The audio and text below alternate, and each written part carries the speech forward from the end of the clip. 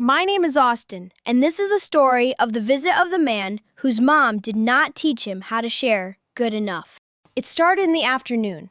I had just finished my sandwich, and a very tall man came stumbling out of the woods. He looked surprised and kind of scared. He surprised all of us, too. We don't get visitors from the outside very often. At first, we weren't sure if we liked him, but he had candy, and he knew Miss Margaret from Cinder, and that made me excited that he was going to be our new friend. It made the adults feel better, too. They invited him to sit and eat, and he had a sandwich, too, but a different kind than mine.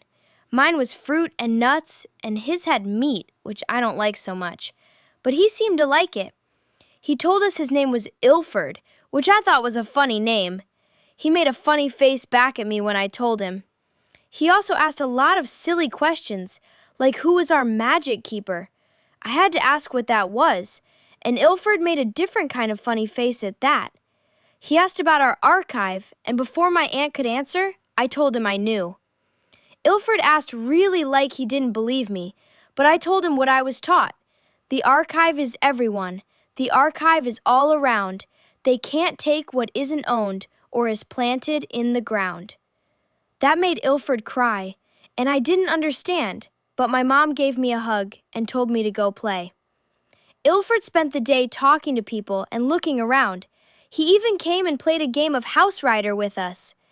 At dinner, he answered questions for everybody who had gathered. He told us Mrs. Victoria had gone to the sky to be with her husband. Ilford told us about his camera and how the place he was from worked. When Mom asked if I wanted to visit, I said yes, but inside my tummy, it sounds kind of big and scary. Ilford went to bed, and me and my brother got really curious about Ilford's camera. Ilford was making another funny face in his sleep, so we took a picture of that. And then we used it to take some pictures for him of the blue frogs that only happen at night. And then we went to sleep.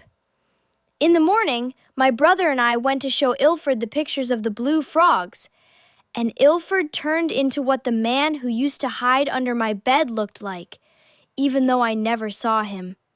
I got really scared and dropped the camera and ran to my mom, and Ilford got even more scary. Ilford got bigger and angrier. Mom told me that people from the outside world don't share like we do, but that just sounded weird, and I didn't want to go to where Ilford lives anymore at all. Milton is the bravest man in our village. He goes outside of Frog Holler all the time. Milton was so brave, and he stood up to the big monster Ilford had become and got him to calm down. He stopped being a monster, but he was still really mad because he said he had to leave. Milton offered to take the scary man to where he wanted to go, and I hid behind my mom until he left. I hope that Ilford's mommy is able to teach him to be a better sharer. And if somebody needs to teach Ilford's mommy to share too, then my mom is really good at it. The end.